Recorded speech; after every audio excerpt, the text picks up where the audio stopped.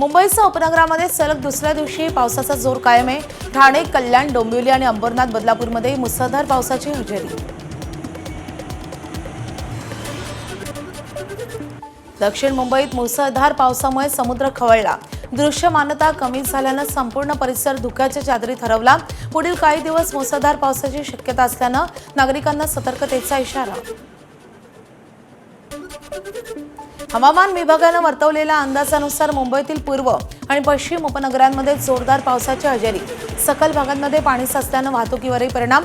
पुढील काही तासांसाठी मुसळधार पावसाचा इशारा कायम। मुंबईच्या दादर रेल्वे स्थानकाच्या ट्रॅकवर साचलं पाणी।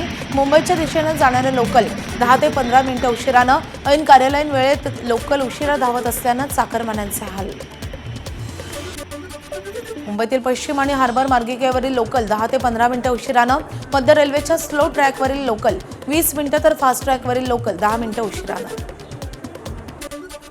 मुंबई उपनगरात मध्यम पावसाचा परिणाम। पूर्व द्रुतगती मार्गावर भांडूप ते घाटकोपर दरम्यान प्रचंड वाहतूक कोंडी। वाहनांच्या लांबच लांब रांगा लागल्याने प्रवासी हैराण।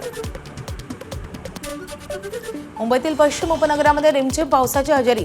अंधेरीत सबवेमध्ये अर्धा फूट पाणी साचल्याने वाहतूक धीम्या गतीने। पूर्व द्रुतगती मार्गावर ठाण्यामध्ये वाहतूक कोंडी। माचीवाडा परिसर ते मुलुंडपर्यंत वाहतूक संथ गतीने।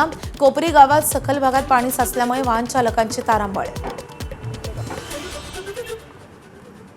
नालासोपाऱ्याच्या गालानगर भाजी मार्केटमधील रस्ता पाण्याखाली। एकीकडे पाणी ओसरण्यासाठी जागा नसल्याने आणि दुसरीकडे सततचा पाऊस सुरू असल्याने नागरिकांचे मोठे हाल। नवी मुंबईमध्ये मध्यरात्रीपासून मुसळधार पावसाचा जोर कायम। अनेक ठिकाणी सखल भागात पाणी साचल्याने वाहन चालकांची तारांबळ। पनवेलमध्येही पहाटेपासून रिमझिम पावसाची हजेरी। नागपूर शहरात पहाटेपासूनच रिमझिम पावसाची हजेरी। वर्धा, चंद्रपूर, भंडारा, गोंदिया, अमरावतीसाठी हलक्या ते मध्यम स्वरूपाच्या पावसाचा अंदाज।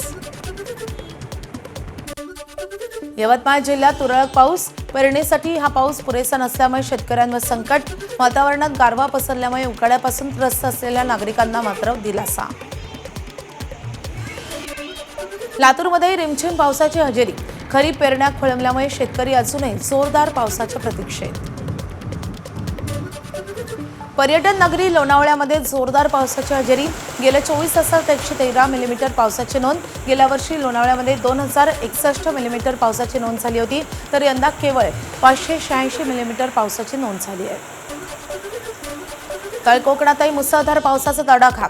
सावंतवाडीतल्या माडखोल धरण ओव्हरफ्लो, तर कोकण आणि गोवा किनारपट्टीवर वादळी वाऱ्यासह पाऊस कोसळणार। वाऱ्याचा वेग ताशी 40 ते 50 किलोमीटर किंवा ताशी 60 किलोमीटरपर्यंत वाढू शकतो, त्यामुळे सर्व बंदरांवर धोक्याचा इशारा।